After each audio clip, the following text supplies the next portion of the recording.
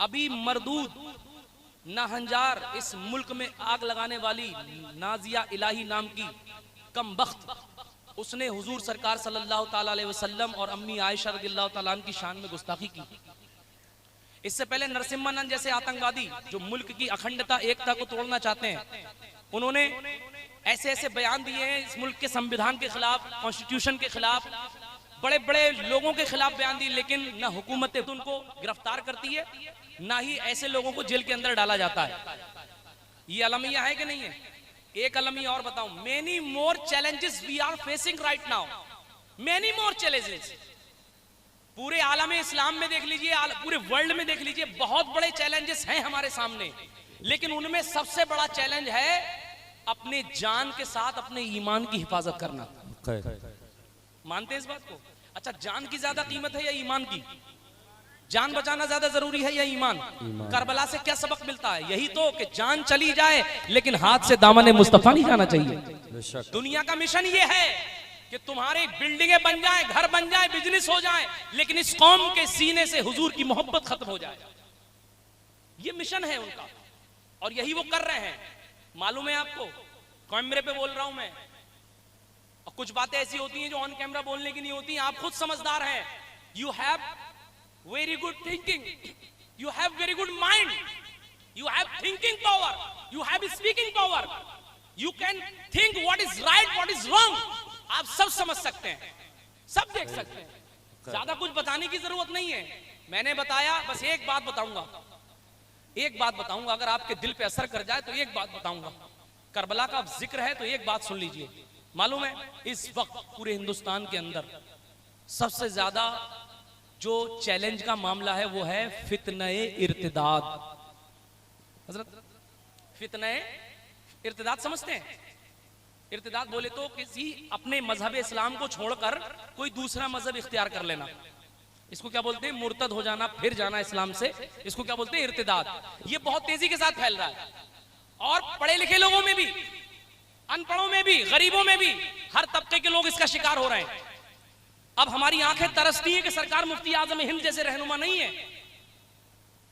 मालूम है, जिस इमाम इश्क व मोहब्बत का भी मैं नारा लगा रहा था, उन्हीं के शहर में रहता हूं मैं, जस्ट करीब में मेरा कस्बा है। हजरत, रोने वाली बातें हैं। 17 लड़कियां मेरे कस्बे के क्षेत्र की गैरों के साथ जा चुकी हैं। कितनी कितनी बताई मैंने? 17। और बरेली क्षेत्र की तकरीबन 1500, 1200, 1100 ऑथेंटिक जानकारी आप देखिए जाकर के। सोशल मीडिया पे आप देखते रहते होंगे, मोबाइल आपके हाथ में रहते हैं, हर दिन कहीं ना कहीं की खबर आती है कि फुला जगह से लड़की चली गई, फुला जगह से लड़की। और अफसोस इस बात का है, अफसोस ये नहीं है कि वो चली जा रही, ठीक है, अगर उसकी किस्मत में जहन्नम है, ठीक है, चली गई, लेकिन सबसे बड़ा अफसोस पता है क्या है?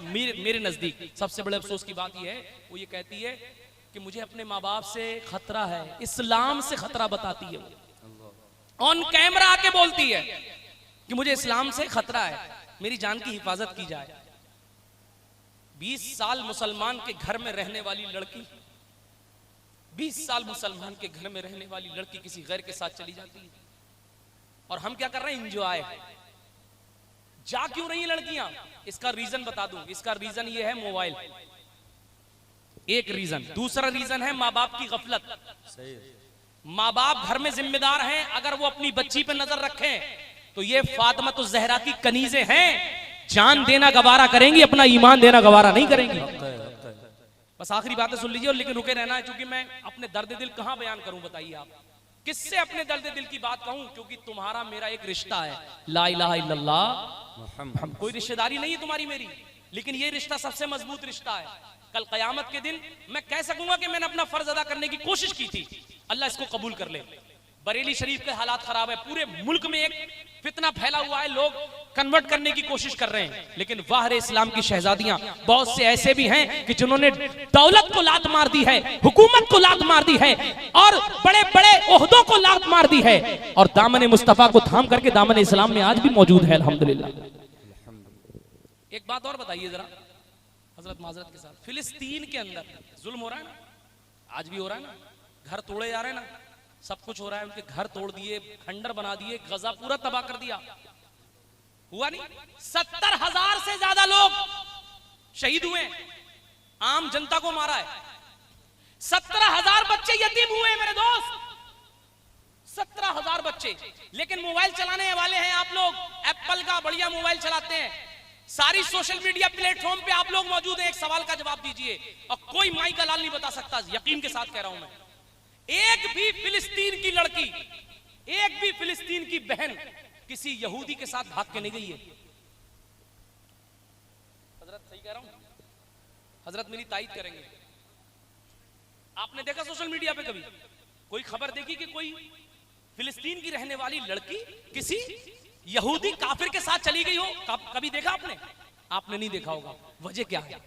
हालांकि जुल्म वहां ज्यादा हो रहा है, जुल्म वहां ज्यादा हो रहा है, उन्हें चांस है, उन्हें ऑफर दिए जा रहे हैं, लेकिन उनके सीनों में, सुभान अल्लाह बोलिएगा और जोर से बोलिएगा, उनके सीनों में फातिमा तो जहरा की मोहब्बत का चिराग जल रहा है। मरना गवारा है, जान चली जाए गवारा है, लेकिन बैतुल मुकद्दस की इज्जत से समझौता नहीं कर सकते। यही तो हुसैनियत है। सिर्फ नारे लगाने से काम नहीं चलेगा, जलसा सजा लिया सिर्फ इससे ही काम नहीं चलेगा।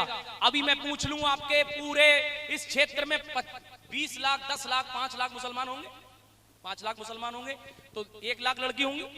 1 लाख लड़की, उन 1 लाख लड़कियों के लिए कोई बेहतरीन CBSE पैटर्न का स्कूल नहीं होगा। बताइए, स्कूल है? अच्छा, स्कूल बनाना जरूरी है कि नहीं है?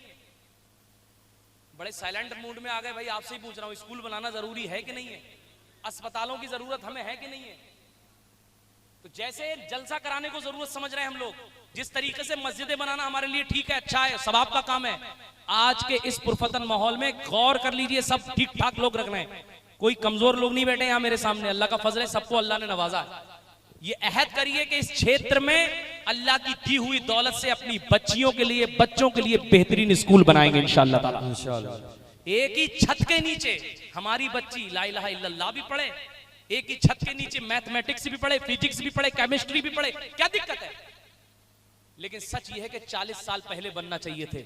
अगर ये 40 साल पहले बनाए होते तो हमारी कितनी बच्चियों के ईमान बच सकते थे। बस आखिरी जुमले ये हैं मेरे, हाथ जोड़ रहा हूं आपके, यकीन मानिए अगर मेरे जमीर से पूछेंगे ना तो मुझे ये हंगामे अच्छे नहीं लगते। तनाई में बैठ के जब सरकार मुफ्ती आजम की बारगाह में हम जाते हैं ना तो सिर्फ आंसू निकलते हैं आंख से। क्या ऐसा करें कि जिससे कौम जो मुर्दा दिल होने वाली है या हो रही है उसके अंदर जिंदगी पैदा हो जाए। तो अपनी जिंदगी को वक्फ किया है, अल्हम्दुलिल्लाह। बस अल्लाह इन मेहनत को कबूल कर ले। खुशखबरी सुनाऊं आपको, खुशखबरी सुना दूं? मुझ जैसे गुनहगार शख्स ने, यही मैं जो कह रहा था आपसे, पैसे मांगता हूं मैं, अपने कस्बे के अंदर 2.5-3 करोड़ रुपए की जमीन लड़कियों के कॉलेज के लिए खरीदी है। सुभान अल्लाह, सुभान अल्लाह बोलिए जरा, अरे जोर से बोले ना सुभान अल्लाह। लड़कियों के स्कूल के लिए, कॉलेज के लिए खरीदी है, अल्हम्दुलिल्लाह।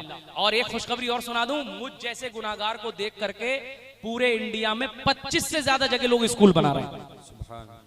और जब वो कस्बे में स्कूल बनेगा, जामिअतुर रज़ा जो ताजुश शरिया का मदरसा है, आपने देखा होगा ताजुश शरिया सरकार का मदरसा, उससे 7 किलोमीटर आगे है मेरा गांव, मेरा कस्बा, जहां दिल्ली रोड पे मैंने जमीन खरीदी है, अल्हम्दुलिल्लाह। और असजद मियां सरकार ने उसका संगे बुनियाद भी किया है, सरकार ताजुश शरिया के बेटे ने। और हिंदुस्तान के सभी बड़े आलिमों ने मुझे दुआएं दी हैं। ये हजरत मुफ्ती साहब बैठे हैं, जानते हैं, ये उलमा इकराम जितने बैठे हैं सब जानते हैं। क्यों? मैं चाहता तो नात पढ़ पढ़ के अपनी जिंदगी गुजार देता, लेकिन मैंने सोचा कि ये नात खानी तो काम आएगी, इसके साथ साथ में कोई ऐसा काम करूं ताकि मेरी कब्र में जो अंधेरा है ना वो उजाले में बदल जाए। लहद में इश्क के रुखे शह का दाग लेके चले, अंधेरी रात सुनी थी चराग लेके चले। तो इसके लिए मैं कोशिश करता हूं कि लोग मुझसे जुड़े। आप मेरी आईडी को फॉलो करें राशिद रजा मरकजी के नाम से, और मेरे पास कूपन है, 100 रुपए वाला वैसे कूपन है, वो आप अपने पास रख लेना, मैं यहाँ दे दूंगा अभी मुफ्ती साहब किबला को, तो वो अपने पास रख लेना आप लोग। और जब आपके पास अच्छी रकम हो जाए इंशाअल्लाह, 1 कट्टे के पैसे, 2 कट्टे के पैसे, 3 कट्टे के, 5 कट्टे के, हुजूर की मोहब्बत में आने वाली नस्लों के लिए, तो आप इस भाई की मदद करना।